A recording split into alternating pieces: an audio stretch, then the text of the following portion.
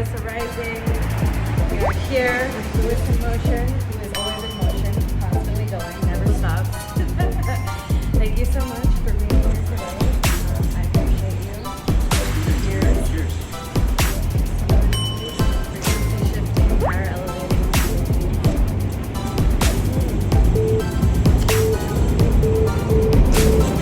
I wanted to ask about yoga.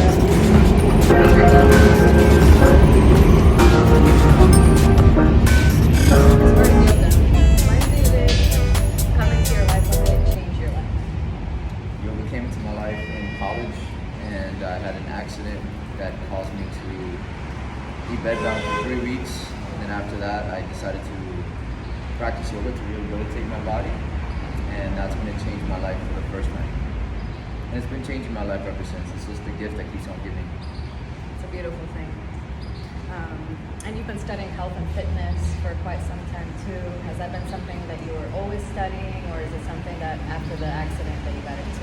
Always been studying it ever since I got into sports when I was young. About 9th grade, I would say, is when I started getting into health and fitness. And then that just evolved into yoga, meditation, breath work, and it got me to what I'm doing right now with the cacao.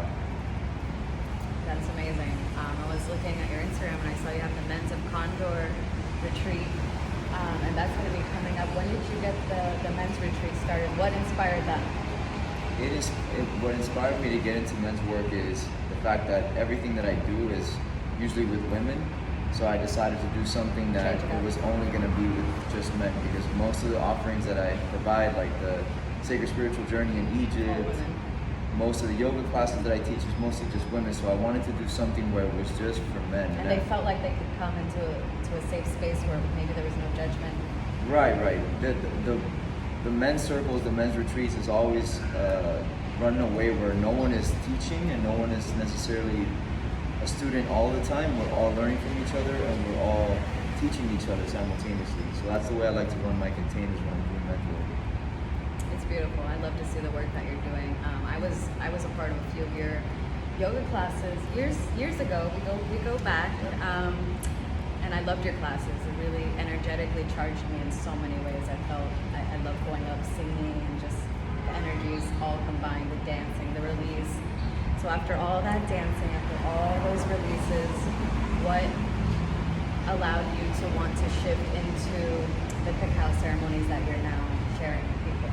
I was actually at a yoga retreat in Mexico and I discovered cacao. There was a family from Chiapas that was selling it, and they told me the mythology and the history of it, how long their family had been involved with it.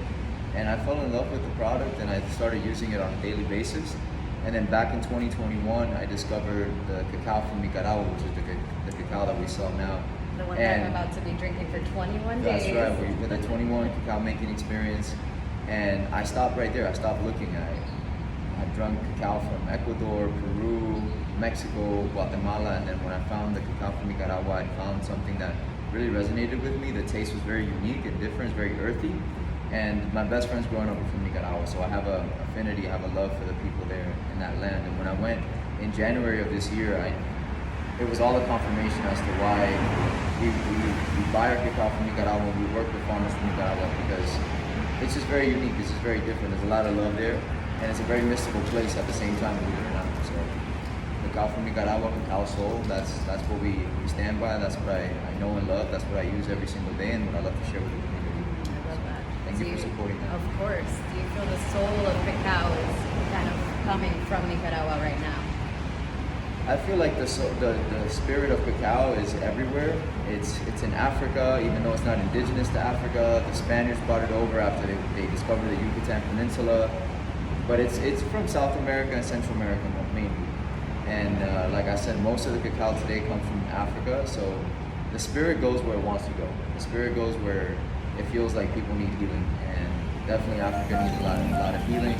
Definitely Latin America needs a lot of healing. And now it's very popular in other parts of the world, like North America, Europe. So just about everybody using cacao now, which makes me very happy. Because we need it more than ever. And shout out to High Society, Mako, a brother of mine who just got back from Africa. He spent some time there learning the culture and becoming one with the energy of the surroundings of Africa. He wore the attire, He was around a lot of children and families and just amazing energies. Like, I just watched the videos. I haven't been to Africa myself, but I can imagine how just being there and being around those kind of children, it's not like being around the children in the United States. They're limited to the things that they have, but because of that, energetically, they are so much more in tune with their spirit and their energy. And being outdoors, appreciating nature, like, we're just so consumed to our technology and our phones and being indoors all the time that I think the children of this modern day have forgotten that nature is here and we will embrace it. Yeah, more than anything is culture. For me, cacao is about culture. It's about handing somebody a taste of their heritage. So I've had people who come to my cacao ceremonies where it reminds them of their grandmother's cacao when they were young and growing up, and they would visit their grandparents in Mexico. That's powerful. There was a share one time where a woman, she admitted to me that the only living reminder of her mother that she still had was a cacao tree. Because her mother, when she passed away, she was buried underneath a cacao tree in Jamaica. So she took one of the fruit pods from that cacao tree, they cracked it open, she shared the seeds with her brothers and her. She brought one of the seeds, 2 seeds, back home to Miami, and she planted them. One didn't survive and the other one survived, and now it's a full-grown tree, and she wants to plant it in her home, and when she does that, she wants me to come and give the ceremony. So for me, cacao is about culture. For me, it's about heritage. For me, it's about history. There's so much. It's not just a drink. There's so much that comes with it. And it's not just a ceremony, but this is something ceremonial that has been done for a very long time. How long have cacao ceremonies been happening? The reason why we know about cacao ingredients, and cacao recipes, and the history of cacao and the mythology of it is thanks to the Mayans. Thanks to the Mayans and the Aztecs. That doesn't mean that cacao dates back to that time period. It's actually even older than that. And what we know from what they've written is that in every ceremony, it wasn't just a cacao ceremony on its own. It wasn't a standalone ceremony. These ancient people used cacao for every single ceremonial setting that they ever did. So it wasn't that cacao was separate from everything else. It was an integral part of their society. So cacao ceremonies have been going around for as long as we know. It probably dates back even further than what we think it does. And you're here to keep the ceremonial energies alive in modern day and time. And I salute you for that, because I myself am trying to do the same thing with Lotus Tea. Not trying, am doing, and currently doing. Cheers to the now, to the present, to accepting healing energies. And thank you so much to Louis and your 21-day challenge. Please tell us a little bit more about that. I just purchased some cacao from Louis, and I'm going to be a part of his 21-day challenge. I'm also going to be vending at his event, that cacao ceremony event that he's having at Aguacate, August 7th. August 7th, Ceremony of the Heart. And so why are you doing the 21-day challenge? 21 days with cacao, because people always ask me, well, why should I try cacao? Cacao has a lot of benefits to it. We can just talk about the health benefits of the entire podcast, and I still need more time to tell you more about it. The short of the long story is that cacao has a lot of fats, natural fats that are good for your body. In fact, in ancient times, they used to just extract the cacao fats, and then they would throw everything else out. So they would just use it for fats, to cook with the fats, to consume the fats. They're good for you. It has a lot of minerals, antioxidants. It's actually the highest on the borax scale. So people talk about acai, they talk about elderberries, blueberries. Cacao has the most amount of antioxidants compared to any other fruit or food on the planet. So it's very anti-cancerous. So that's one of the reasons why we do it, is the health benefits. So you sit with that for 21 days, your health is going to get better, it's going to improve. Also, we do it for people to do something mindfully every single morning. So part of the 21-day challenge is you get up early, you set an intention, you light a candle, you light your incense stick every day, and you meditate with the cacao. You don't just gulp it all down in one shot. You're not just drinking it like you would, get like your cappuccino at Starbucks, and then you're making phone calls, you're driving. And you're putting intentions into... You're sitting with something, you're taking your time, and there's a prayer that we recite every morning where we set an intention.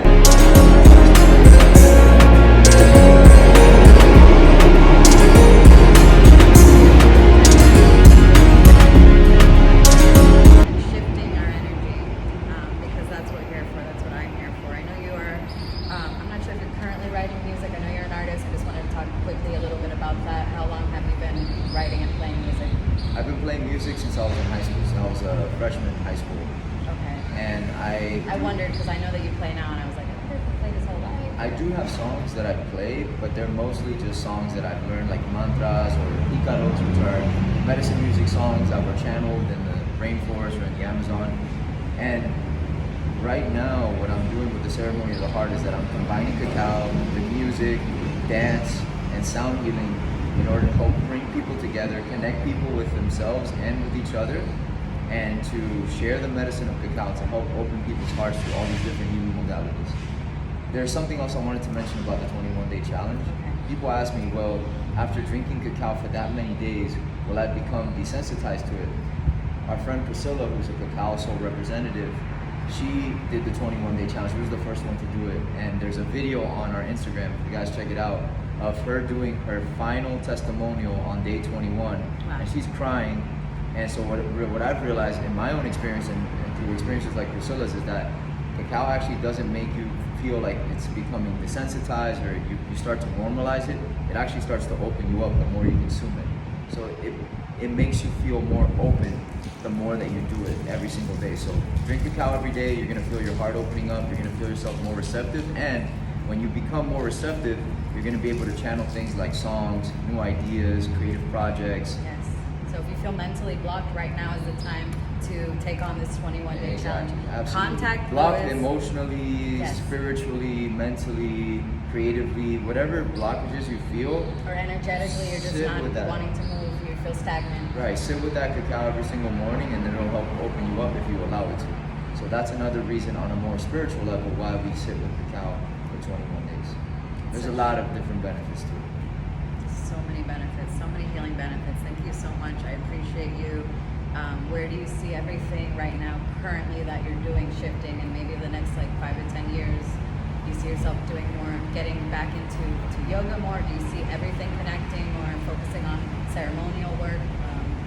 Where do you see it going? It's all connected. You know, what I really see is me buying land in Central America. It could be Nicaragua or Costa Rica or wherever else, maybe South America like Ecuador, and growing the cacao myself so I can take it from tree to bar. I know how to ferment the cacao, I know how to grow the cacao. It's just a matter of purchasing the land, building a retreat center on the land where I can educate people about cacao. I can give yoga lessons, people can come to those retreats on our land. So that's the overall goal. And the 10-year plan is to have a space where I can bring people at the retreat center, teach them about cacao, have people host their retreats there, and just create a wellness center for people to come and just relax and have a that's the goal. That is such a beautiful thing. Thank you so much, Louis. Everybody, Louis Emotion, thank you for being with us here today. Please follow him on Instagram if you are not already following Louis Emotion.